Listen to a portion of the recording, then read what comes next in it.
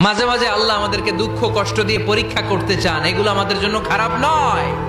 এই দুঃখ কষ্ট বিপদ আমাদের কোমরকে সোজা করে, আমাদের পায়ের মাটিকে শক্ত করে। চিল্লায় বলেন ঠিক কিনা?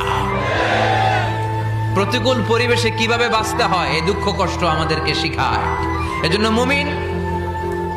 মুমিন বান্দার বৈশিষ্ট্য হচ্ছে দুঃখ কষ্ট বেদনা জ্বালা এগুলোতে সে আপসেট হয় না, সে হাল ছেড়ে দেয় না, সে ভরসা রাখে একজনের উপর। চিল্লায় বলতে হবে তিনি কে? কারণ মুমিন জানে রাত্রি যত গভীর হয় অন্ধকার তমানিসা ভেদ করে সুবহে সাদিক হয়। মাঝে মাঝে আল্লাহ আমাদেরকে দুঃখ কষ্ট দিয়ে পরীক্ষা করতে চান, এগুলো আমাদের জন্য খারাপ নয়। এই দুঃখ কষ্ট বিপদ আমাদের কোমরকে সোজা করে, আমাদের পায়ের মাটিকে শক্ত করে। চিল্লায় বলেন ঠিক কিনা? প্রতিকূল পরিবেশে কিভাবে বাঁচতে হয় এই দুঃখ কষ্ট আমাদেরকে শিখায়। এজন্য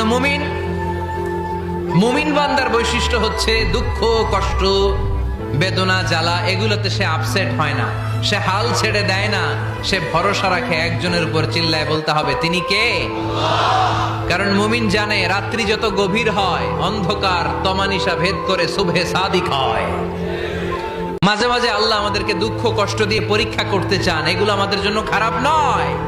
এই দুঃখ কষ্ট বিপদ আমাদের কোমরকে সোজা করে, আমাদের পায়ের মাটিকে শক্ত করে। চিল্লায় বলেন ঠিক কিনা? প্রতিকূল পরিবেশে কিভাবে বাঁচতে হয় এই দুঃখ কষ্ট আমাদেরকে শিখায়। এজন্য মুমিন বান্দার বৈশিষ্ট্য হচ্ছে দুঃখ কষ্ট বেদনা জ্বালা এগুলোতে সে আপসেট হয় না, সে হাল ছেড়ে দেয় না, সে ভরসা রাখে একজনের উপর। চিল্লায় বলতে হবে তিনি কে? কারণ মুমিন জানে রাত্রি যত গভীর হয় অন্ধকার তমানিসা ভেদ করে সুবহে সাদিক হয়।